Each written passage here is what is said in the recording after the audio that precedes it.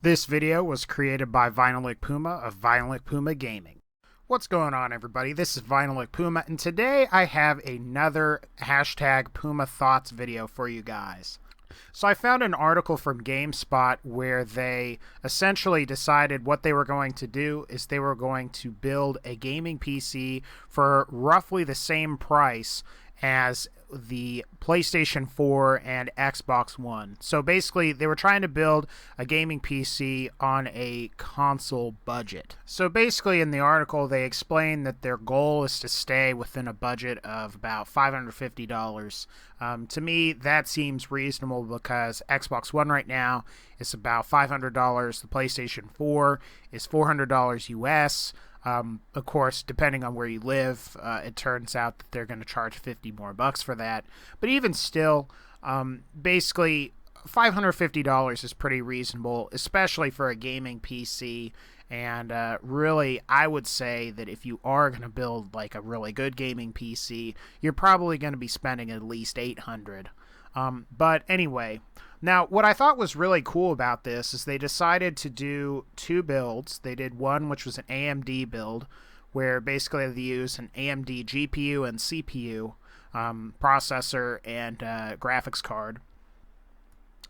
And they also did one for Intel and NVIDIA, where NVIDIA makes the graphics card and Intel makes the processor. Now, what I thought was really impressive about both of these builds was that, particularly on the AMD PC, they had a CPU that was rated at 3.5 gigahertz with 6 cores. So basically, that's 6 CPUs.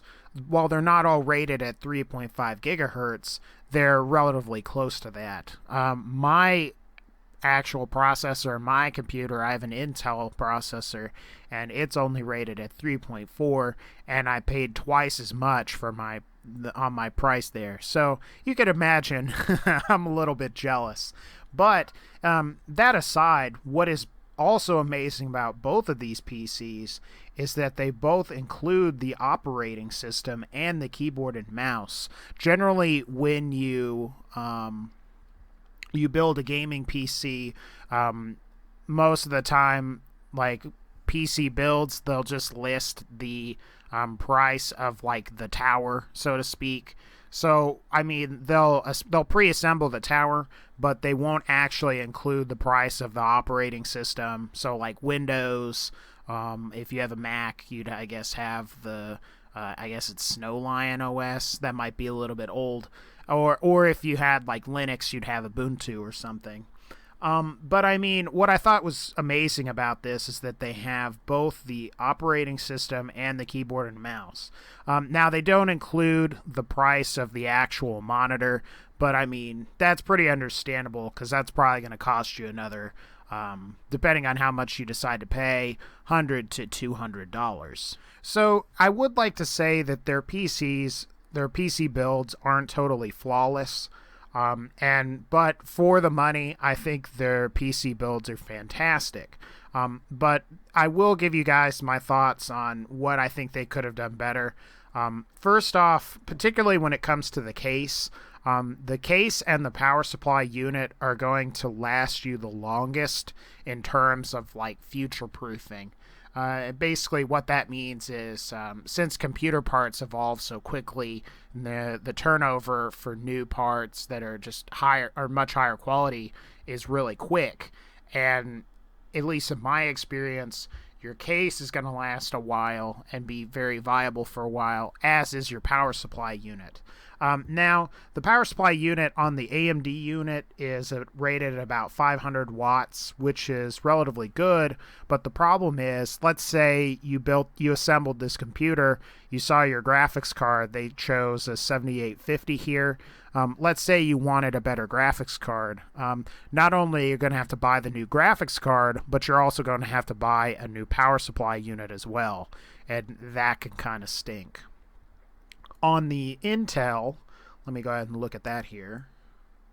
They bought a 300 watt power supply. So, I mean, that's even lower. And really, if you are going to do any level of upgrading, especially when it comes to your GPU, again, you're just going to have to buy a new power supply as well. So when you do consider that, there is a little bit of risk you kind of take, especially in terms of upgradability if you want to upgrade your PC in the future if you decide to build your PC for about $500. And that's really why, like I said earlier in the video, when you do build a gaming PC, really a respectable number is about $800, because that way when you've spent $800, you've got a really badass power supply. You've also probably at that point got a really nice case, and you've also got a very high quality motherboard. Now, again, I just want to reiterate, these builds aren't necessarily bad. In fact, these builds are awesome because they're basically matching the price of a console. So, I mean, that's kind of my thoughts on that.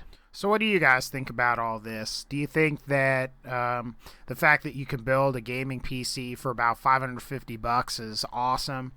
It's going to be really powerful? Or do you guys think that, they did skimp on some areas and parts that are really important, and do you really think you should wait and maybe spend that $800 as opposed to that $550? But anyway, guys, I'd like to thank you guys for watching this video. If you did like the video, again, please be sure to rate, comment, and subscribe. Otherwise, I'll see you guys later. Take care, guys, and have a good one.